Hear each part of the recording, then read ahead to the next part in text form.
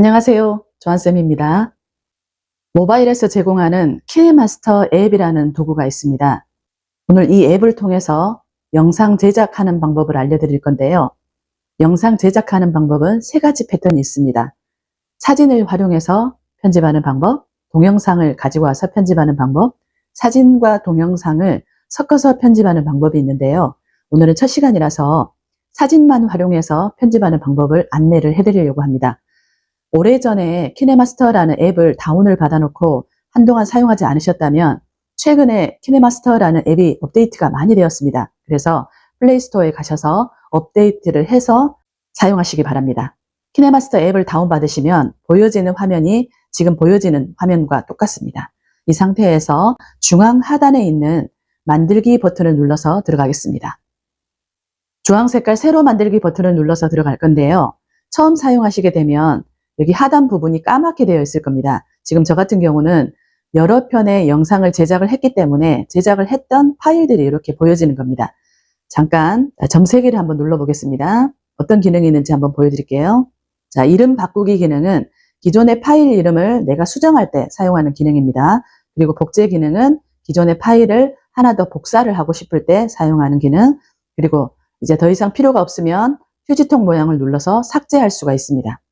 그리고 상단에 있는 이 업로드라는 버튼은 유튜브로 업로드하는 버튼이 아니고요. 키네마스터 자체에서 처음에 보여지는 화면, 자, 이 화면에서 보여지는 인기 급상승 하단에 보여지는 위치로 업로드하게 됩니다. 그래서 영상을 제작해서 유튜브에 업로드하고자 하시는 분들은 여기에서 보여지는 업로드 버튼을 누르시면 안 됩니다. 여기 업로드는 키네마스터 자체로 업로드 된다라는 것을 기억하시기 바랍니다. 자, 상단에 있는 새로 만들기 버튼을 눌러서 들어가겠습니다. 프로젝트 이름에 여러분들이 작업하고자 하는 명을 적으시면 되는데요. 여기에 아무것도 적지 않으시면 그날 작업하게 된 날짜로 자동 표기가 됩니다. 자, 저는 가볍게 한번 써볼게요. 자, 그리고 화면 비율은 가로 16대 9로 갈 겁니다. 유튜브에서 사용되는 비율은 가로 16대 9와 세로 버전 9대 16, 요 두 개의 비율만 필요합니다. 자, 하단의 고급 버튼은 사용하지 않고 만들기 버튼을 눌러서 들어가겠습니다. 지금 보여지는 화면은 여러분들 갤러리에 있는 사진과 영상들이 보여지는 겁니다. 아이폰의 모습과 조금 다를 수 있는데요. 제 폰은 안드로이드 폰이라서 이런 식으로 보여집니다. 지금 하단에 영어가 보여지는데 이 영어는 내 갤러리에 저장되어 있는 사진이나 영상이 어떤 경로를 통해서 내 갤러리에 저장이 됐는지 그 경로에 해당되는 방 이름이라고 보시면 됩니다. 자, 여기에서 사진 5장을 불러올 건데요. 지금 저 같은 경우는 기존에 제가 찍었던 사진 말고 픽사베이에서 제공하는 무료 사진을 5장을 다운받아 와서 활용을 해보겠습니다. 자, 픽사베이 폴더로 들어가겠습니다. 5장을 골라볼게요. 자, 이렇게 5장을 부르고 나서 오른쪽 상단에 X 버튼을 누르겠습니다. 그리고 작업하고자 하는 사진은 이렇게 오른쪽으로 보내겠습니다. 자, 왼쪽과 오른쪽에 키네마스터 기능에 관련되는 아이콘들이 보이는데요. 잠시 소개를 하겠습니다. 자, 이거는 키네마스터 여기 있는 처음 화면, 만들기 화면으로 보여지는 창이다. 다시 들어가셔서 얘는 편집했던 조금 전의 화면으로 되돌아가는 기능, 얘는 오른쪽으로 뒤로 돌아가는 기능, 자, 얘는 캡처 후 저장이라는 기능이 있는데요. 키네마스터 화면을 캡처해서 갤러리에 자동 저장해주는 기능입니다. 그리고 두 번째 줄에 있는 캡처 후 클립으로 추가는 이 화면을 캡처해서 클립으로 추가해주는 기능인데, 자, 실제로 한번 눌러보겠습니다. 그러면 이렇게 상단에 같은 사진이 불러와집니다. 첫 번째 줄에 와 있는 이 요소들은 클립이라고 부릅니다. 클립. 자, 다시 눌러보면 세 번째 줄에 캡처 후 레이어로 추가라는 기능이 있는데요. 자, 세 번째 줄에도 한번 눌러보겠습니다. 그러면 기존 있던 사진 위에 한 장이 더 불러와집니다. 이런 효과를 우리가 오버레이 효과라고 부르는데요. 자, 오버레이 효과로 불러왔을 때 보니까 이 요소는 지금 두 번째 줄에 불러와져 있죠. 자, 다시 말하면 첫 번째를 제외한 나머지 밑에 하단에 오는 두 번째, 세 번째 오는 요소들은 레이어라고 부릅니다. 자, 레이어로 불러와졌을 때 오른쪽에 있는 기능들을 추가적으로 사용할 수가 있는데요. 애니메이션 기능, 그리고 크롭 기능, 이렇게 다양한 기능들을 쭉 올려보시면 사용할 수가 있습니다.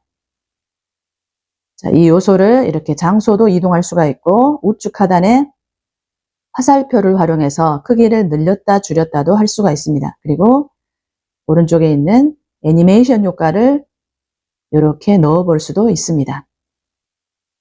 그리고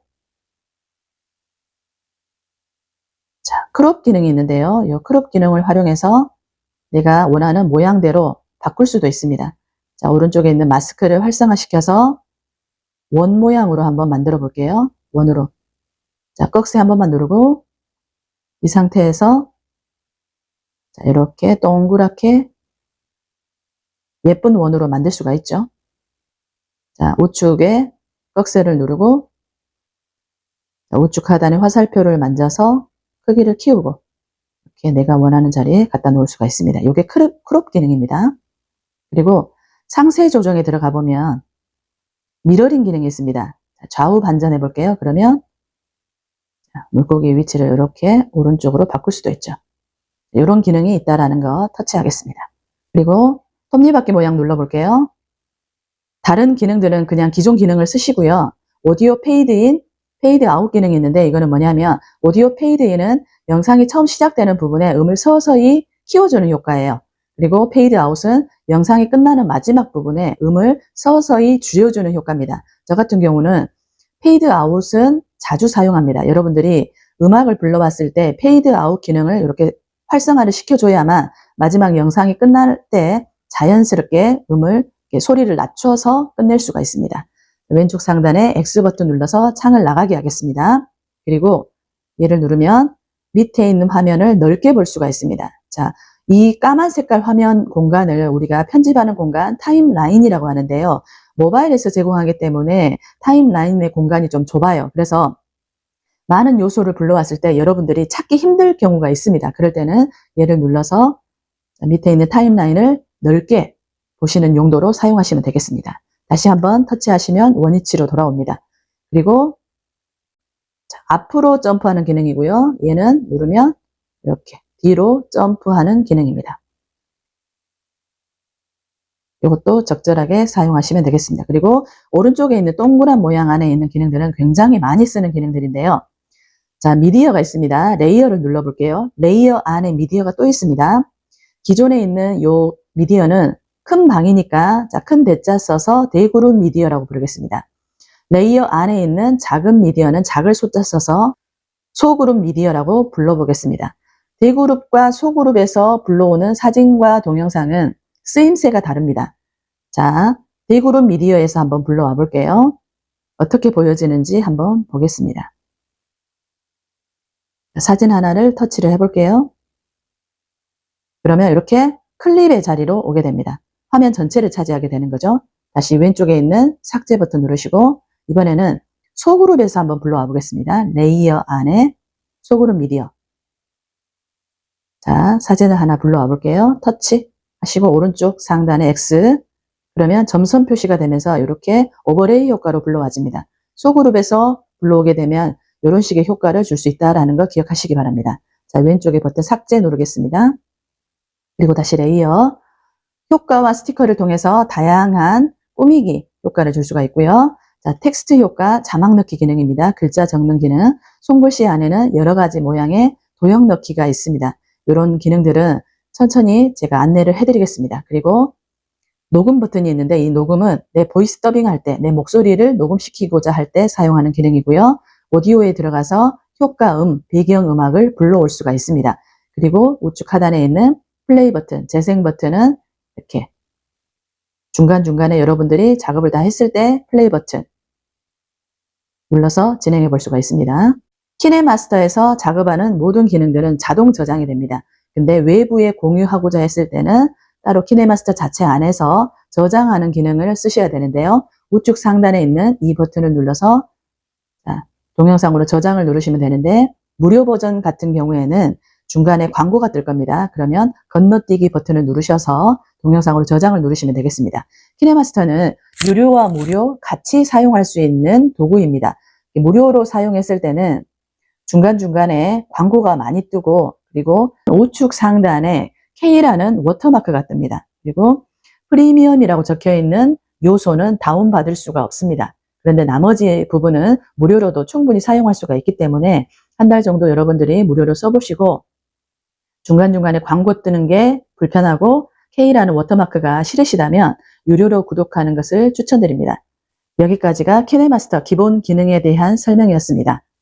다음 편에 사진을 활용해서 편집할 수 있는 간단한 방법 안내하도록 하겠습니다. 고맙습니다.